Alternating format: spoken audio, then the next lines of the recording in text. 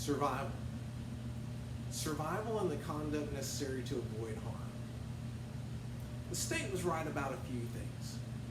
Miss Locks did enter the Bears' household, and Miss Locks did break the bed and the chair of the Bears. But this case is not about those things. This case is about survival and the conduct necessary to avoid harm. In this case, there is no big bad wolf. There is no wicked witch. There is no monster under the bed. Miss Locks is not a juvenile delinquent that ate a woman's home and then pushed her in an oven. Miss Locks reasonably believed that her conduct was necessary to avoid harm, and therefore she is not guilty by reason of necessity.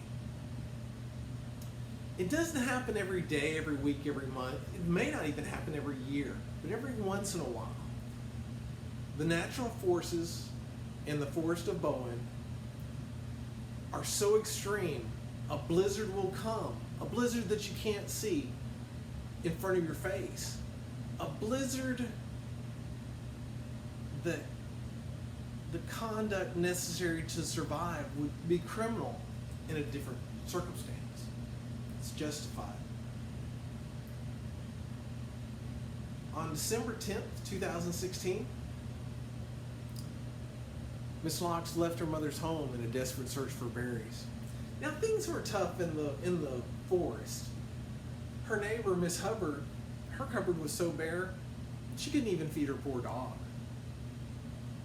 So Miss Locks went out that morning, her golden locks in a ski cap, the crunch of snow beneath each step, a brisk wind in her face. Nimbly and quickly, she went into the forest. The berries were few and far between. She got deeper and deeper into the forest. She got so far into the forest, she said, "Is Mary's lamb eating these berries? Because there should be more berries than this." But there'd be no way to see Mary's lamb in this white of snow. She looked up and she saw what she thought was Old MacDonald's farm. E-I, oh my goodness. Should I continue to the farm or should I turn back now? She was exhausted from the trip. She was in need of rest to make it back. Just then the snow started falling harder than it had ever fallen before. She couldn't see in front of her face. She looked down and she saw a trail of breadcrumbs. That was the only out she had. She followed that trail. But it didn't lead to the farm. It led to a house. Could this be the house of 7 vertically challenged miners? They had taken care of Snow White in her time of need. But alas, it was not. It was the bear's house. She knocked on the door. Hello, is anybody home? Nobody answered. So at that moment, to survive, to avoid harm, she gave the doorknob a good turn. When she did, the door opened. Hello, is there anyone home? Still no response. She shut the door behind her, and then she smelled something familiar. It was the smell of fresh porridge. She looked on the table and there were 3 bowls in varying sizes. Do 3 men live here and they're in the tub and that's why they didn't come to the door? She took a bite from the first bowl. It was too hot. Second bowl was too cold. Then she tasted of the third bowl, the smallest bowl, and it was just right. She devoured the entire bowl.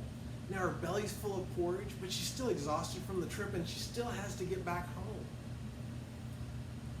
Now, Miss Locks is not a little teapot, but when most of the bear's furniture is oversized, so she sat in a smaller chair and it broke. Now all the king's horses and all the king's men couldn't put that chair back together again. So she went to the bedroom.